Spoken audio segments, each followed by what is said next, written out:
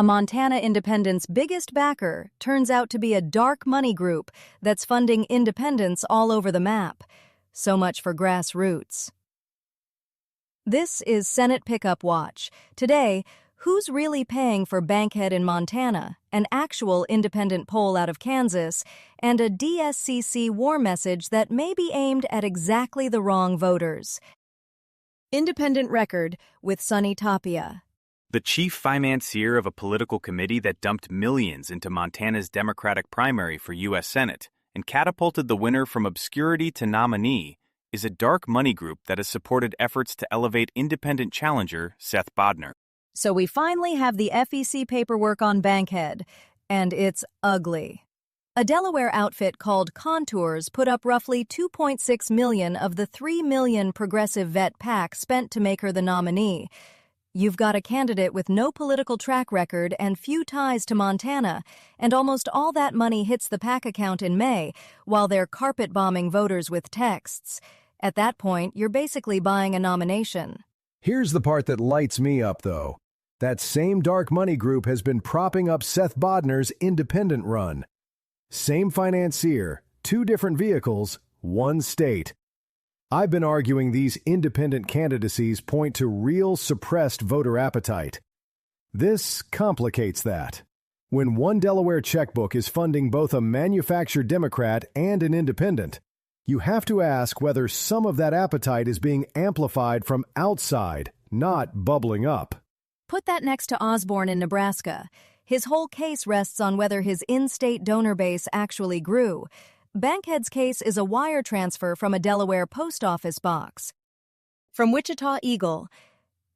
But a new poll commissioned by the Capital B political news outlet and conducted by Change Research surveyed 1,022 likely Democratic voters on their preferences.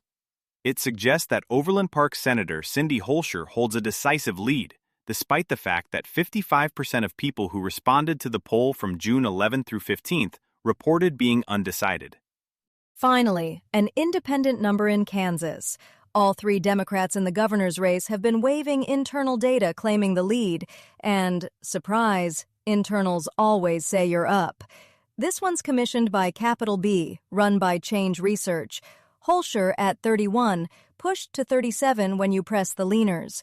Corson's at 8, Skoog at 5. Among the people who've actually tuned in, she's basically lapping the field. Except, read the next line, 55% undecided. So the headline says decisive lead, but more than half the electorate hasn't even joined the conversation yet. And in a low turnout Kansas Democratic primary, that undecided block is exactly where I'd stop trusting a top line. The pollster basically says it himself, up among those who have an opinion. Right, but Skoog filed June 1st, deadline day, and he's polling at 5. A late entry with no runway and no number. That tells me everything about how serious that bid is. From DSCC. Inflation is at a 3-year high due to the war in Iran, and it's painful for middle-class and moderate-income Americans. People are spending more on gas, along with healthcare and utilities. So the DSCC's lead message is Iran-driven inflation, and they're running it everywhere. Here's my problem. A cost of living attack tied to a war in Iran doesn't land the same in a Great Plains working-class district as it does in a Philly suburb. Right, this is the trap. You're leading with a Washington war message in states where the whole brand of your best candidates is that they're not Washington. And it's one message for very different electorates. Montana, Nebraska, Kansas. The DSCC's treating them like one audience you can move with the same argument. You can't. Earn more. Be patriots. They've got the GOP quotes lined up, sure, but a press release isn't a precinct. This tells me nothing about whether anyone in Kansas is actually persuaded. Pair it with the FEC piece we just hit.